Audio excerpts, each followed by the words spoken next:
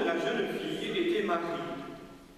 L'ange entra chez elle et dit, « Je te salue, comblée de grâce, le Seigneur est avec toi. » À cette parole, elle fut toute bouleversée et elle se demandait ce que pouvait signifier cette salutation.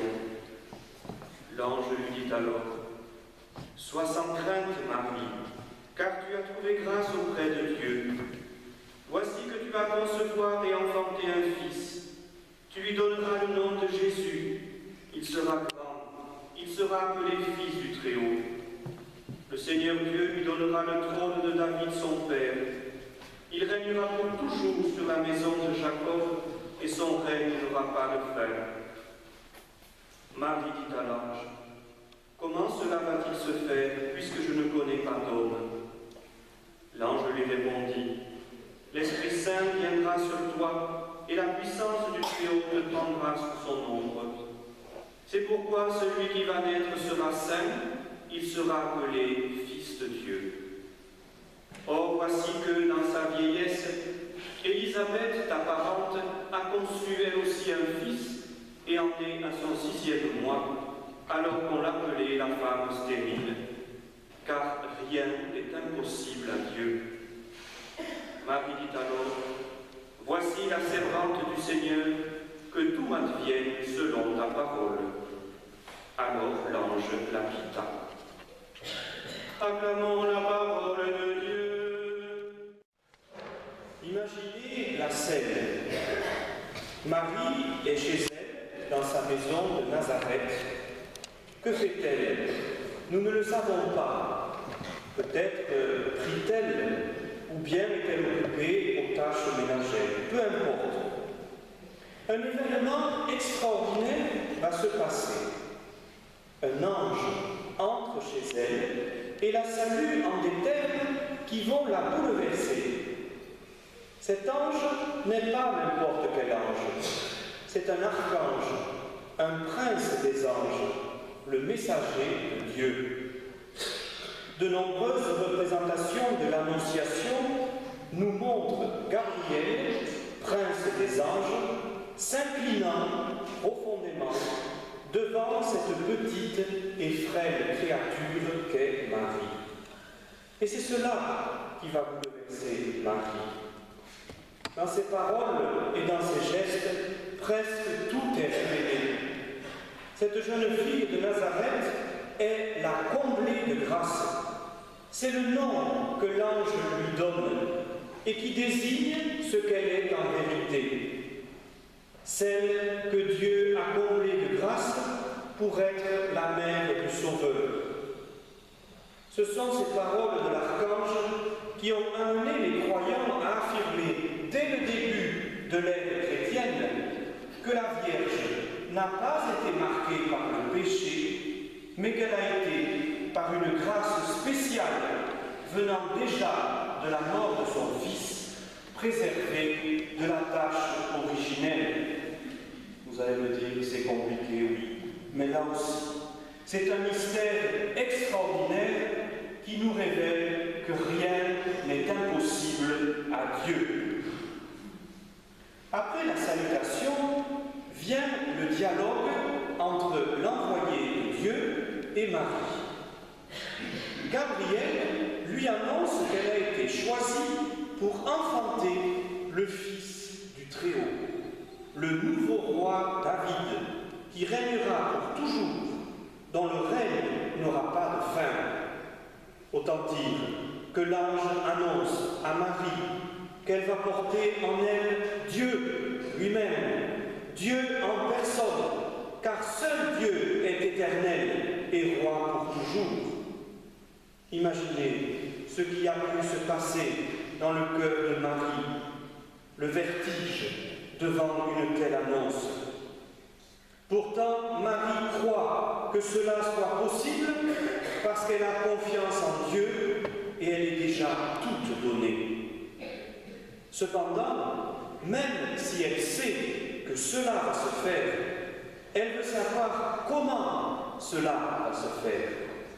Elle sait que cet enfant ne va pas naître comme les autres enfants. Gabriel va alors lui expliquer l'inexplicable. l'Esprit Saint viendra sur toi, et la puissance du Très-Haut te prendra sous son ombre. Devant le mystère de Dieu qui la dépasse, Marie s'abandonne. Comment pourrait-elle saisir ce qui se passe? Pourtant, elle croit. C'est cela, la foi, frères et sœurs. Faire confiance et s'abandonner au mystère sans essayer de tout comprendre, mais en sachant et en croyant que cela est vrai. Que se passe-t-il à partir du moment où Marie dit à Gabriel « Voici la servante du Seigneur, que tout m'advienne selon ta parole ». La science, la connaissance de l'homme et même la raison ne peuvent expliquer ce qui va se passer. Un miracle tel qu'il n'y en a jamais eu. Le Verbe qui est Dieu, le Fils, deuxième personne de la Sainte Trinité, se fait chair dans le sein de Marie. Ne cherchons pas à comprendre ce qui se passe, mais comme Marie, sachons nous émerveiller de ce que l'amour de Dieu est capable de réaliser. Car ne l'oublions pas, rien n'est impossible à Dieu. Chers amis, dans quelques jours, nous allons célébrer la naissance du Sauveur. Dès l'instant où le Fils de Dieu a pris chair de la Vierge Marie, les ennuis vont commencer. Une hostilité farouche va apparaître contre ce Dieu qui a l'audace de se faire homme. Nous savons les problèmes que Marie et Joseph vont rencontrer à Nazareth tout d'abord. Les commérages vont aller bon train.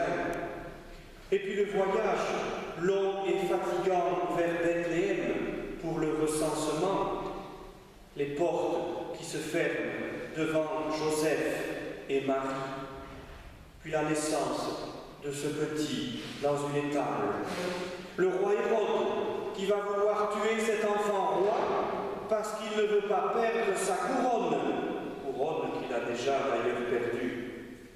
La fuite en Égypte, puis plus tard, lorsque Jésus sera adulte, l'hostilité farouche des docteurs de la loi, des pharisiens qui ne veulent pas changer et se convertir. L'hostilité, toujours l'hostilité, comme si les forces du mal, prises de court par ce prodige de l'incarnation de Dieu lui-même, semblaient mettre toutes leurs forces pour contrecarrer le dessein de Dieu. Mais hélas, pour le mal, et tant mieux pour nous, Dieu est toujours vainqueur. Cette hostilité, frères et sœurs, dure encore aujourd'hui. Les docteurs de la loi, les défenseurs de la soi-disant liberté, les pharisiens de la laïcité luttent de façon acharnée contre Jésus, voulant l'effacer de la mémoire des hommes. Sans compter la volonté manifeste de détruire toute trace de la foi chrétienne venant de fanatisme satanique se cachant derrière le nom de Dieu et qui massacre nos frères et sœurs chrétiens à travers le monde. Que cette opposition farouche vienne d'intégrisme d'autres religions ou d'intégrisme athée, ces gens-là doivent apprendre que d'autres avant eux ont essayé et se sont cassés les dents. Où sont-ils, les persécuteurs d'hier, les Néron, Dioclétien et autres barbares de l'histoire, maîtres d'un empire dont il ne reste aujourd'hui que des ruines pour satisfaire les archéologues et les touristes? Ces gens-là ne sont plus là, mais l'Église, l'Église et sa foi en Jésus-Christ, elle est encore là. Depuis 2000 ans, les forces des ténèbres, qui revêtent plusieurs formes diverses et variées, y compris se cachant derrière la loi, ont essayé de faire mourir l'enfant de Bethléem.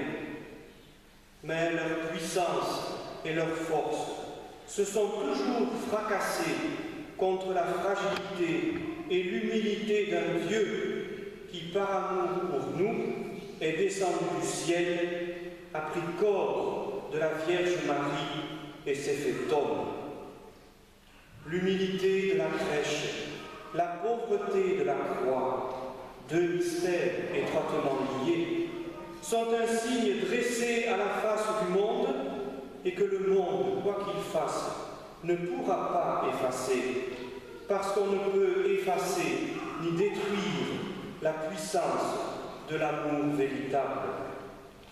Alors qu'ils s'agitent en tous sens, les libres penseurs de tous bords, ils ne pourront jamais effacer de l'histoire de l'humanité cet événement qui a changé la face du monde et qui a enclenché un processus irréversible, événement prodigieux que nous devons au simple oui d'une jeune fille de Nazareth, événement extraordinaire, l'avènement du royaume de Dieu.